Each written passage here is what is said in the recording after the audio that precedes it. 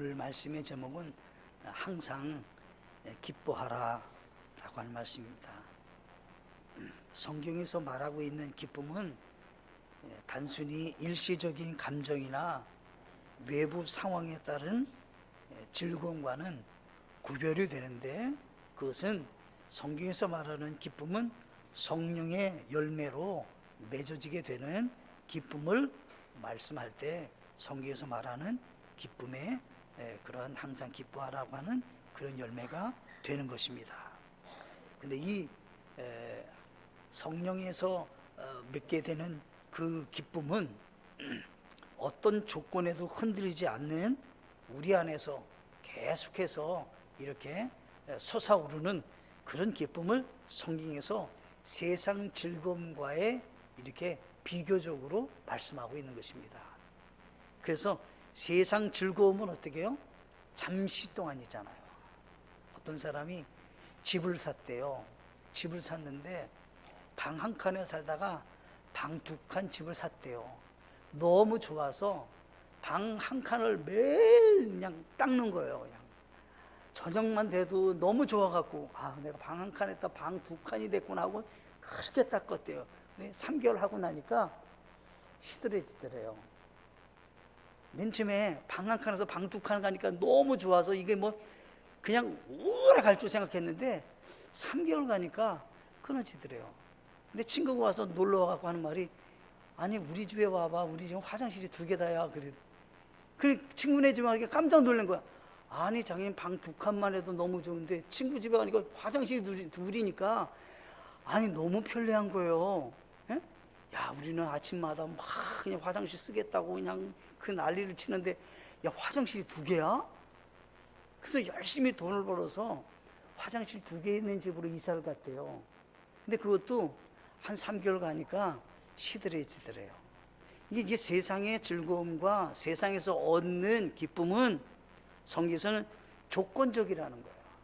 그런데 성경에서 말하고 있는 기쁨은 조건을 뛰어넘고 하나님이 내 안에 주시는 이 기쁨은 어떤 것과도 말하자면 이게 기쁨을 이렇게 억누르는 일이 생기지 않는다는 거예요. 그냥 계속해서 기쁨이 솟아오르는 것을 성경에서 말할 때 성령의 열매로 맺는 기쁨이다 라고 하는 것입니다. 오늘 성경에서는 3가지 우리 그리스도인들이 필수적으로 행해야 될, 실천해야 될 것을 3가지를 명령하셨어요. 오늘은 항상 기뻐하라 라고 하는 말씀을 같이 상고할 겁니다. 다음 주에는 뭐 올 것 같아요? 쉬지 말고 기도하랍니다. 그 다음 주에는 뭐 하실 것 같아요? 네, 모든 일에 감사하라는 거예요. 그래서 이거는 시리즈로 오늘과 다음 주와 다다음 주에 이어서 3번에 걸쳐서 우리 그리스도인이 균형적으로 실천적으로 필수적으로 행할 그런 자세와 삶에 대해서 상고해 보고자 하는 것입니다. 데살로니가전서 3장 13절에 가시면 이렇게 되어 있습니다. 이것은 그분께서 우리 주 예수 그리스도께서 자신의 모든 성도들과 함께 오실 때 하나님 곧 우리 아버지 앞에서 너희 마음을 거룩함 속에서 흠잡을 것이 없게 굳건히 세우시게 하려 함이라 라고 하는 것입니다. 예수님이 다시 오시는데, 다시 오셨을 때 우리를 주님이 만날 때는 우리가 어떻게 되기를 원하시냐면 흠잡을 것이 없게 굳건히 선 하나님의 사람이 된 모습으로 예수님을 만나기를 원하신다는 겁니다. 그러니까 예수님께서 우리를 만나기를 원하시는 모습이 있다는 거예요. 우리 주님이 보실 때, 내 자녀가 이렇게 믿음이 성장하고 이렇게 하나님을 기쁘게 하는 사람으로 이렇게 아름답게 자라나서 내가 기쁜 얼굴로 만나고자 하는 자녀가 되기를 원하신다라고 하는 얘기를 전제로 하고 있다는 것입니다. 그러면 어떻게 우리 그리스도인이 살아가야 될까라고 하는 것에 대해서 지금 말씀하고 있다는 사실입니다. 근데 전제적으로 중요한 부분이 있어요. 자, 하나님은 우리를 성장시키려고 일하실까요? 아니면 내 스스로 노력해야만이 성장할까요? 하나님은 1차적으로요, 우리에게 에너지를 줬고 1차적으로 하나님을 닮아갈 수 있게 그 안에서 역사를 기본적으로 하신다는 거예요. 자, 이런 얘기입니다. 저희 딸이 있어요. 근데 어떤 분들은 딸을 보면서 목사님하고 좀 비슷한 것 같아, 이렇게 하는 분 계시더라고요. 어떤 분들은 아니야, 사모님 비슷해, 그렇게. 근데 저는 우리 딸을 보면서요, 저를 닮았다는 생각을 별로 못했어요. 근데 다른 분들이 아니 목사님 닮았는데요? 아니 사모님 닮았어요. 근데 저는 우리 딸들이 다 엄마만 닮은 것 같아요. 제 생각에는 그래요. 그래서 걸어가는 뒷모습만 봐도 야, 엄마네, 엄마가 똑같아. 예. 근데 뭐냐면요, 자녀들은 부모를 그냥 저절로 닮아가게 돼 있어요. 이게 노력을 해야 닮아지는 게 아니에요. 그냥 저절로 닮아가는 거예요. 크면 클수록 더 닮아가요. 가끔은요, 저희 친척 어른들이 저를 보면 아버지하고 똑같네, 제가 저희 아버지하고 똑같다는 거예요. 아니 어쩌면 아버지하고 저렇게 똑같냐고. 응? 그래서 어떤 분들은 또 이렇게 해요. 씨도둑은 못한다니까, 이렇게. 응? 아니 어른들이 하신 말씀이에요. 이제 그렇게 얘기를 해요. 그러면 비슷하다는 거예요. 굉장히 비슷하다는. 그럼 이게 저절로 에너지가 있어요. 그 안에 또 어떻게 보면 그 안에 유전자 그게 있어서 저절로 닮아가는 거죠. 그러면 하나님이 우리를 어떻게 하시냐면, 예수 믿고 구원받은 사람에게는 예수님의 그 구원받은 다음에 하나님의 힘과 하나님이 주시는 그러한 에너지, 그 면역, 그 체계로 인해서 유전자로 저절로 하나님을 닮아간다는 거예요. 아멘이신가요? 이렇게 된다는 것을 성경에서는 뭐냐면, 우리 안에 하나님의 영, 성령님이 내 안에 내주에 계신다는 거예요. 그래서 성령님이 나로 하여금 그렇게 변화시켜 간다 라고 하는 것이 전제인 겁니다. 그러면 첫 번째, 항상 기뻐하라 라고 하는 것인데, 하나님이 주신 명령에 순복하여야 합니다 라고 하는 겁니다. 하나님의 명령에, 하나님이 주신 명령에 순복하여야 합니다 라고 하는 겁니다. 이게 순종과 복종이 같이 있어야 된다는 얘기예요. 자, 내가 항상 기뻐해야 된다면 어떤 때는 의지가 있어서 기뻐할 수 있어요. 어떤 때는 내가 기뻐할 수가 없어요. 근데 어떻게요? 기뻐해야 돼요. 이럴 때 무엇이 있어야 되면 복종이 있어야 돼요. 그러니까 순종과 함께 복종이 있어야 되는데, 이 두 가지를 순복해야 합니다 라고 하는 얘기를 하는 겁니다. 그러면 여기서 말하는 항상 기뻐하라 라고 하는 것은 어떤 거냐면, 첫째가 삶의 자세에서 항상 기뻐하라는 것은 계속 반복하라는 것입니다 라고 하는 겁니다. 내가 항상 기뻐하려고 반복해서 계속해서 해야 된다는 얘기를 하는 거예요, 먼저가. 네? 그러면 내가 항상 웃고만 살 수 없잖아요. 근데 내가 계속 반복해서 항상 기뻐하려고 노력을 해야 된다, 이런 얘기를 하는 거예요, 지금요. 또 한 가지가 있는데, 그건 뭐냐면, 무관심하면 기뻐할 수 없습니다. 작은 것에부터 기뻐해야 합니다 라고 하는 거예요. 내가 너무 좋은 것도요, 내가 무관심해요. 그러면 그거의 가치도 모르고 기뻐할 수도 없어요. 그러니까 관심이 좀 있어야 돼요. 어디서부터? 조금은 소소한 작은 것에부터 기뻐할 수 있는 것을 찾아내야 돼요. 그래서 거기서부터 기뻐해야 돼요. 저는 어린 시절에요, 초등학교 한 2학년인가 3학년 정도에 짜장면을 먹었어요. 여러분들은 언제 드셨는지 모르겠어요. 근데 2학년인가 3학년인가 우리 아버지가 이제 목욕탕 갔다 왔는데, 목욕탕 같이 가고 나오시다가 야, 오늘은 우리 짜장면 좀 먹고 가자 그러시더라고요. 그래서 짜장면 먹는데 저는 처음으로요, 이렇게 맛있는 게 있나? 이 세상에 음식이? 아니 너무 맛있어하고, 지금도 저는 짜장면 그러면 세상에서 이렇게 맛있는 거 없어, 그렇게 될 정도로 그렇게 맛있어 그렇게 생각이 나요. 근데 생각이 나가서 우리 집사람한테 맛있는 우리 짜장면 집에 가자 그러고, 우리 집사람이 아니 가나마나 뭐 또 맛없다고 할 건데 가지도 말자는 거예요. 왜냐면 가보면 그 맛이 아닌 거예요. 그 맛이 아니. 그럼 왜 그래요? 제 입이 더 좋게 만들어졌어요. 그전에는 그것만으로 좋겠는데 이제는 짜장면으로는 입이 아주 맛있다, 그럼 못 느낄 만큼 이게 고급스럽게 된 거예요. 그러면 가난하고 부족하고 그것도 족하다 생각하는 사람은 기뻐하실 거예요. 근데 내가 너무 높은 차원에서 음식을 생각하면 웬만한 음식을 갖다 대도 맛이 없죠. 성경에서 뭐라면 무관심하면 기뻐할 수 없습니다. 작은 것에서부터 기뻐해야 합니다 라고 하는 생각을 하셔야 된다는 거예요. 또 한 가지는 부정적인 면보다 긍정적인 면을 생각하셔야 됩니다, 이런 얘기예요. 자, 어떤 것든지 보면 단점이 있어요. 어떤 것이든지 보면요 어두운 부분이 있어요. 그러면 어때요? 기뻐할 수 없잖아요. 근데 어두운 면보다 밝은 면을 먼저 보셔야 돼요. 또 어떤 것은 좀 마음에 들지 않는 단점이 너무 많아요. 그래도 어때요? 눈을 좀 어때요?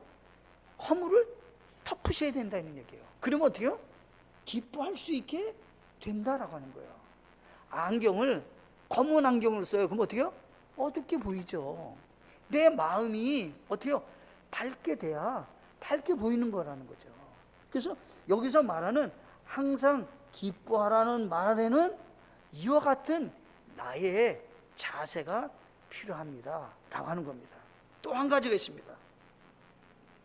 믿음으로 작은 결단에서부터 기뻐할 수 있습니다 라고 하는 거예요. 내가 작은 것에서부터 믿음으로 출발을 하는 거예요. 그런데 내가 믿음으로 출발하지 않으면 육신적인 것의 논리와 합리적인 생각으로 모든 걸 보면 기뻐할 수 있는 게 별로 없어요. 어떤 분이 연애를 하다가 거의 결혼쯤 갔는데 결혼이 안 됐대요. 그 이유가 뭐냐면 밥 먹다가 치아에 고춧가루가 탁 묻었는데 그걸 보는 순간에 마음이 싹 사라졌대요. 아주 별거 아니잖아요. 별거 아니잖아요. 근데 마음에 다 들다가 연애도 잘하다가 밥 먹다가 그냥 이빨에 고춧가루가 딱 있는데 그걸 보는 순간에 매력이 떨어졌다는 거예요. 그게 무슨 얘기냐면요, 우리가 그것도 믿음으로 바라보지 않으면 사람도 마음에서 식어질 수 있잖아요. 그래 어때요? 믿음으로 좀 바라봐야 된다는 거예요.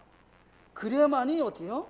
작은 결단을 내가 날마다 있어야 믿음으로 하나님의 시각으로 하나님의 마음으로 봐야 기뻐할 수 있다, 이런 얘기를 하는 겁니다, 제가. 그래서 그 같은 자세를 우리에게 가져야 된다라고 하는 거예요. 데살로니가 오늘 본문 말씀인데, 데살로니가 오기 전에 사도 바울은 빌립보라고 하는 도시를 거쳐서 데살로니가로 내려왔습니다. 근데 빌립보에서 그가 복음을 증거하다가 감옥에 들어가게 됩니다. 그런데 작은 소년인데 부정한 영, 마귀에게 사로잡혀서 점치는 소녀를 거기서 해방시켜줬어요, 사도 바울이. 그러니까 그 주인이 고소를 했어요. 고소를 하기를 이 사람이 다른 나라 사람인데 와가지고 이상한 것 전파하는 사람이다. 아니 우리 여기 지금 점치는 사람에게 우리 풍습에는 맞는데 이 사람이 괜히 와가지고 이 사람을 그 마귀를 내쫓아가지고 점을 못 치게 만들었으니까 이상한 풍속을 하는 사람이 왔다는 거예요. 또 한 가지는 우리 로마의 질서에 어긋나는 사람이 왔다는 거예요. 그래서 사도 바울을 감옥에 고소를 해갖고 감옥에 들어가게 됩니다. 그래서 성경에 보니까 갈 때 이미 매도 맞고 아주 그냥 많은 그에게 고통스러움이 수반돼서 감옥에 들어갔어요. 그런데 그가 무슨 일을 하냐면 깨어난 다음에 제일 먼저 뭘 해요? 하나님께 감사해서 기쁨의 찬양을 드립니다.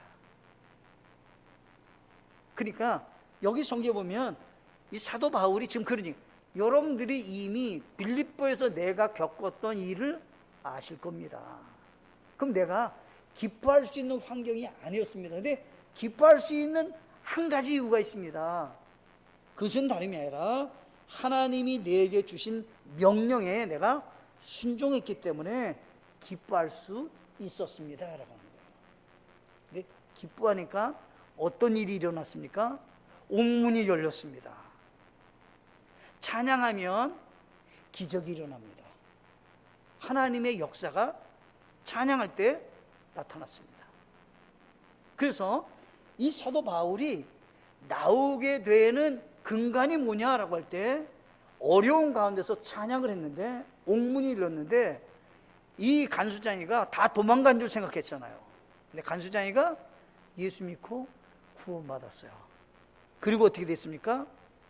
이 사람이 사도 바울이 로마 시민권자라는 것을 알기 시작했습니다.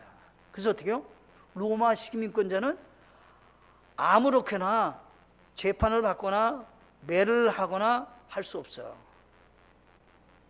근데 이미 그 나라 관리들이 매를 때리고 감옥에 집어넣었잖아요. 근데 로마 시민권자는 반드시 요즘 하면 재판장한테 허가를 받아갖고 감옥에 넣겠다고 이렇게 허가를 받아야 집어넣을 수 있는 거예요. 근데 그런 일을 하지 않았으니까 너희들이 나에게 법을 어겼다라고 하는 거예요. 근데 그 일로 인해서 그 고관들이 어떻게 했습니까? 그냥 빨리 가라고, 빨리 나가라고. 그래서 지금 사도 바울이 데살로니가로 오게 되는 과정이 일어났는데 하나님은 우리에게 지금 뭘 가르치냐라고 할 때 하나님께서는 우리에게 예수님 때문에 기뻐할 수 있는 사람으로 변화가 돼야 된다 이런 얘기예요. 시각이 하나님의 시각으로 모든 것을 바라보고 판단하고 그 모든 것들을 결정해야만이 기뻐할 수 있다 이런 얘기를 하는 거예요. 육신적인 눈으로 본다면 기뻐할 수 없잖아요. 근데 하나님의 시각으로 봐야 기뻐할 수 있다 이런 얘기를 첫 번째로 하고 계시는 겁니다. 두 번째가 있습니다. 기쁨의 생활을 유지하여야 합니다. 유지해야 됩니다. 그러면 어떻게 유지할 건가? 라고 하는 것입니다. 데살로니가 전서 1장 6절에서는 이렇게 얘기했습니다. 또 너희는 많은 고난 속에서 성령님의 기쁨과 더불어 말씀을 받아 우리와 주를 따른 자가 되었으니 라고 했습니다. 우리가 기쁨을 유지하려면 무엇이 있어야 되냐면 성령님이 주시는 기쁨이 우리에게 있어야 된다는 거예요. 그러면 성령님의 인도와 성령님의 충만함은 무엇으로 똑같이 나타난다고 했습니까? 무엇으로 똑같이 말씀으로 나타난다고 했어요. 자, 여러분들이 성령의 기쁨이 있기를 원해요. 그러면 뭐 해냐면 말씀을 보셔야 된다는 거예요. 내 마음에 성령님이 주시는 기쁨이 있기를 원해요. 그러면 성령님은 언제 역사하시냐? 무엇을 역사하냐? 말씀으로 역사한다는 거예요. 말씀으로.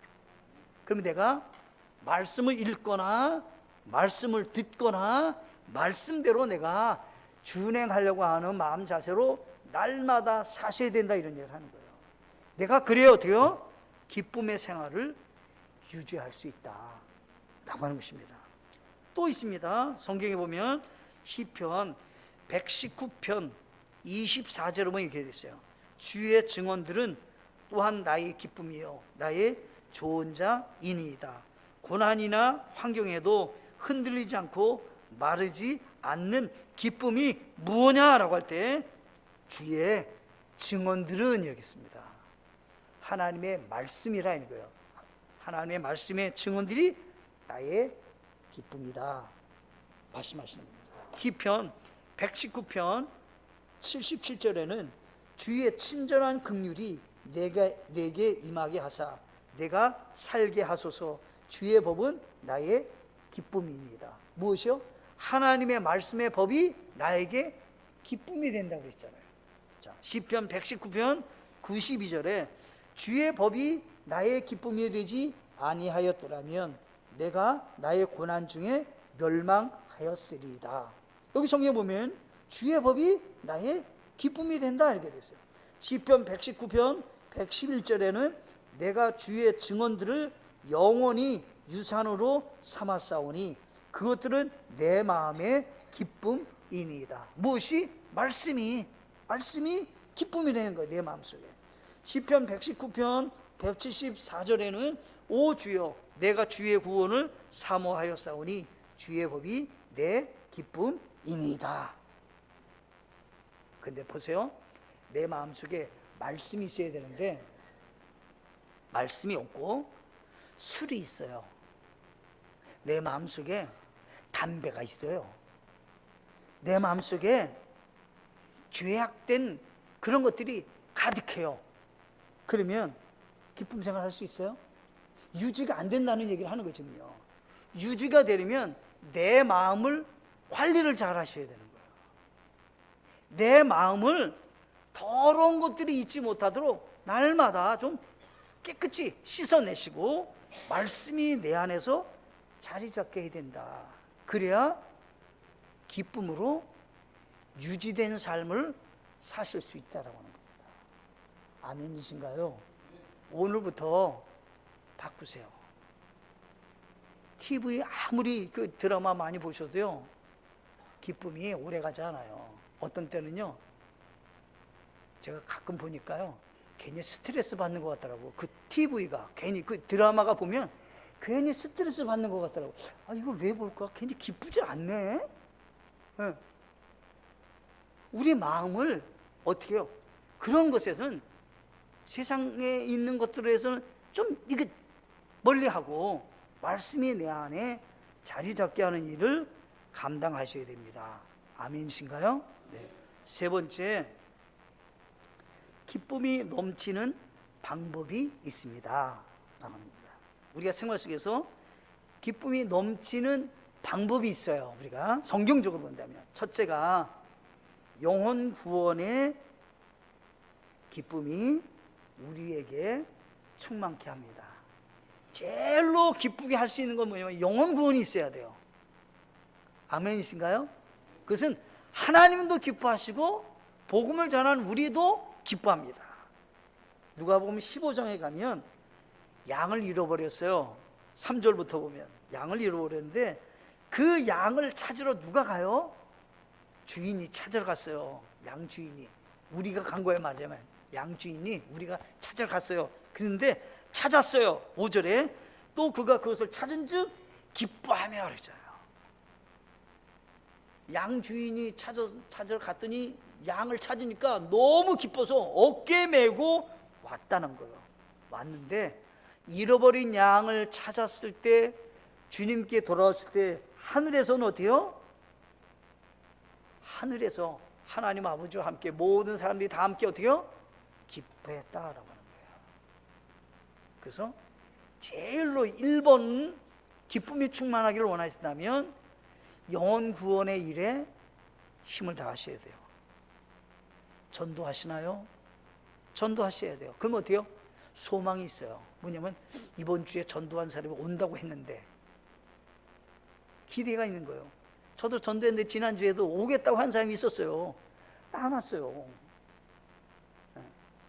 뭐 길에서 약속했는데 뭐 잘 지키지 않겠죠. 근데 그게 기대가 되는 거죠. 그때 오실까? 안 오셨어요. 성경에 보면 우리가 전도하면 열매를 맺는다는 거예요. 그래서 성경에 보면 요한복음 4장 35절로 36절에 너희가 말하기를 아직 넉 달이 남아있고 그 뒤에 수확할 때가 이른다 하지 아니하느냐. 보라 내가 너희에게 이르니 너희 눈을 들어 밭들을 보라. 그것들이 이미 희게 되어 수확하게 되었도다. 거두는 자가 삭슬 받고 영원한 생명에 이르는 열매를 모으나니 이것은 뿌리는 자와 거두는 자가 다 함께 기뻐하려 함이라. 자, 영원 구원은요, 수확철이 항상이에요. 두 번째, 영원 구원을 위해서 어떤 사람은 씨를 뿌리는 사람이 있어요. 어떤 사람은 거두는 사람이 있어요. 근데 이 두 사람이 다 함께 어때요? 기뻐할 수 있다는 거예요. 아멘이신가요? 이 두 가지가 동시에 기뻐할 수 있는 것이 뭐냐라고 하는 거예요, 성경에서는. 거두는 자도 뿌리는 자도 동일시 될 수 있는 것은 씨를 뿌리는 복음 사역에 힘쓰는 사람에게 찾아오는 것이다 라고 하는 것입니다. 성경에 보니까 이렇게 기록하고 있습니다. 성경에 보니까 사무엘상 1장 10절에 보면 그녀가 혼이 쓰라린 가운데 주께 기도하고 심히 통곡하며, 띄어서 사무엘상 1장 18절에 그녀가 이르되 당신의 여종이 당신의 눈앞에서 은혜 입기를 원하나이다 하고, 이에 그 여인이 자기 길로 가서 먹고 다시는 얼굴에 슬픔이 없었더라. 지금 한나가요,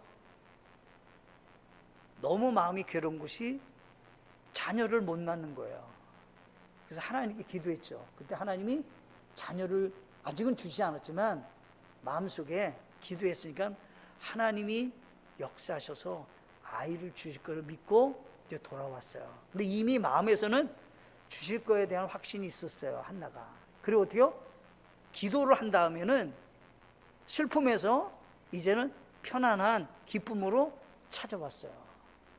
여러분들, 우리 기쁨이 유지되고 계속해서 확산되려면 기도하면 기쁨이 충만합니다.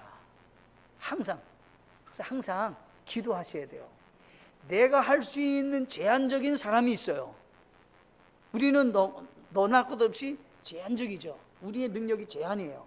근데 하나님께 내어 맡기면 모든 염려를 주께 맡기라. 그러면 주께서 돌보시느니라. 주님께 맡기셔야 돼요. 그럼 무엇으로? 기도로. 기도하지 않는데 맡긴 게 아니잖아요. 기도하셔야 되는 거예요. 아침부터 순간순간까지 맡기셔야 기쁨의 삶을 살 수 있다라고 하는 겁니다. 마지막으로요, 찬양의 생활이에요. 시편 34편 4절에 이렇게 되어 있습니다. 그리하시면 내가 하나님의 제단에 가되 나의 지극한 기쁨이 되시는 하나님께 가리이다. 오 하나님이여, 나의 하나님이여, 참으로 내가 하프를 타며 주를 찬양하리이다. 시편 43편 4절 말씀이에요. 그러니까 내가 언제 기쁨이냐라고 할 때 하나님께 찬양하면 기쁨의 삶을 내가 살 수 있게 된다는 거예요. 그래서 찬양대는 찬양을 잘 하시지만 찬양대가 아니신 분도 생활 속에서 찬양을 하셔야 됩니다. 아멘이신가요? 네. 그런 생활이 꼭 있으셔야 우리가 생활 속에 기쁨이 넘치는 삶을 살 수 있게 되는 것입니다. 기도하시나요? 찬양하시나요? 그리고 나의 삶 속에 영혼 구원을 위해서 수고하시나요? 그러면 하나님께서 기쁨을 내 안에서 충만케 하신다고 약속하셨으니까 승리하는 우리 모두가 되시기를 바라겠습니다.